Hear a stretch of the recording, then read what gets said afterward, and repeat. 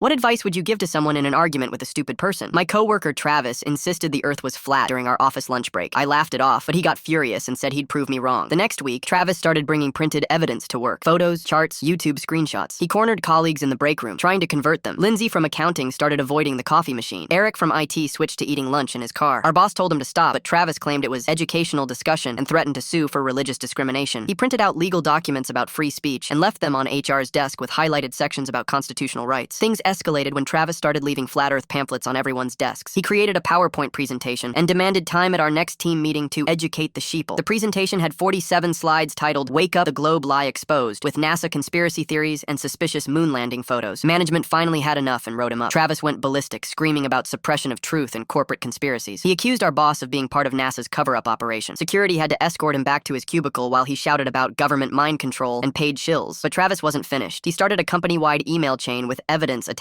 When IT blocked his emails, he switched to leaving USB drives in the parking lot with labels like "Truth Inside" and "The Earth is Flat. Watch this." He even made business cards with flat earth websites. That's when he challenged me to settle it once and for all. You think you're so smart? Fine, let's take a trip. I thought he meant a debate or something. Nope. Travis had booked us both tickets to fly from New York to Tokyo. The longest possible route over what he claimed was the flat disc. First-class tickets, $6,000 total. He'd used his entire vacation fund and maxed out a credit card for this experiment. If the Earth is round like you say, explain why we don't flip upside down during the flight, he said smugly, waving the boarding passes. Explain why the plane doesn't have to constantly nosedive to follow your imaginary curve. This will expose the lie once and for all. I couldn't believe someone would blow their life savings just to prove a point. But Travis was dead serious. He'd even brought a compass, a level, some kind of homemade gyroscope device he built from YouTube tutorials, a notebook full of calculations, and a GoPro to document everything. The flight attendant kept giving us weird looks as Travis set up his experiments during takeoff. He was measuring angles, checking his compass every 10 minutes, and muttering about maintaining altitude on a flat plane. Other passengers started recording him with their phones. For the first 3 hours, Travis was confident. He kept showing me his level, pointing out how it stayed perfectly horizontal. See? No curve! We're flying straight across the flat Earth! He was live streaming the whole thing on Facebook to his Flat Earth group with 500 plus members watching. But somewhere over Alaska, something changed. Travis pressed his face against the window for almost an hour straight. His homemade gyroscope wasn't giving him the readings he expected. The compass was acting weird. He started frantically recalculating his measurements, erasing and rewriting equations in his notebook. Then he went quiet, really quiet. I looked over and saw him staring out at the horizon with this completely bewildered expression. His hands were shaking as he held up his level again and again, like it was broken. The Facebook livestream was still running with comments flooding in. He just tapped my shoulder and whispered, "Why can I see the curve?" The flight attendant walked by and Travis grabbed her arm. "Excuse me, why does the horizon look bent?" She just smiled politely and said, "Sir, that's because the Earth is round." Travis is now sitting in complete silence, staring at his $3,000 worth of flat Earth-proof equipment scattered across his tray table. His Facebook followers are going absolutely crazy in the comments, calling him a traitor. We still have 8 hours left to Tokyo, and Travis just asked me to help him delete his social media accounts.